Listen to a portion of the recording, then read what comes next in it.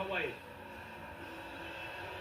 不過1-0佢亦都係相當嘅成功啦，因為咧就亦都有改到佢自己嘅位置啊，中堅又打下啦，閘位又打下啦，另外仲有咧就係主擊能力都相當唔錯，基馬度，但係咁壓過嚟咧，古古利亞表現得係搶鏡嘅，壓力加升啊！當然仲有啦，今屆亦都一度同阿博羅都分擔咧右後衞職責嘅馬高斯路蘭迪啊！仲有就係嚟到決賽之所以入到嚟咧嘅美連奴啦，同埋決賽嘅最佳球員啊，費蘭托尼斯左腳一戰定江山。咁今日亦都有見到包括墨西哥嘅總統啦，辛巴姆女士亦都有啦，就成為頒獎嘉賓，就做起綠色衫袍，非常有墨西哥色彩嘅呢一位啊！我都有現場嚟到咧，就係頒發獎牌嘅。咁仲有奧姆，博雲加特別讚賞佢今屆看喺前場銜接得最成功一位球員。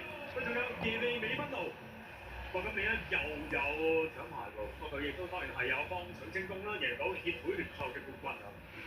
有博羅呢位優質球員上落，更加喺4強嘅賽事咧係有士哥添啊！博羅之後咧有拉波迪，同埋古巴斯一老一嫩啦。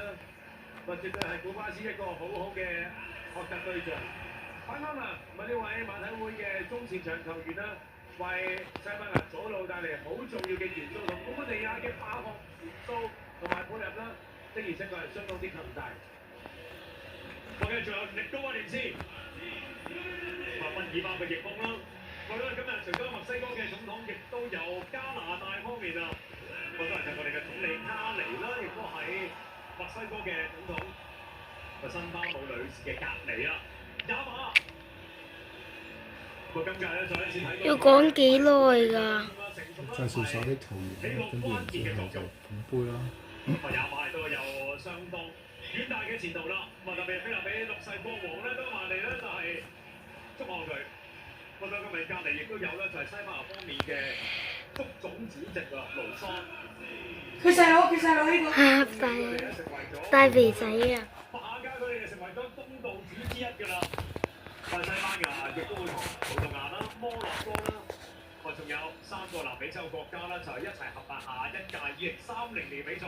西班牙當然咧就好大可能就會承辦最多比賽場數嘅國家。古古尼亞佢話如果贏咗世界盃冠軍咧，佢聽日就打俾教練話唔踢㗎咯噃。真定假啊？應該假嘅。後日可以打翻俾教練話佢踢翻。OK。今日佢同埋博雷都係一個好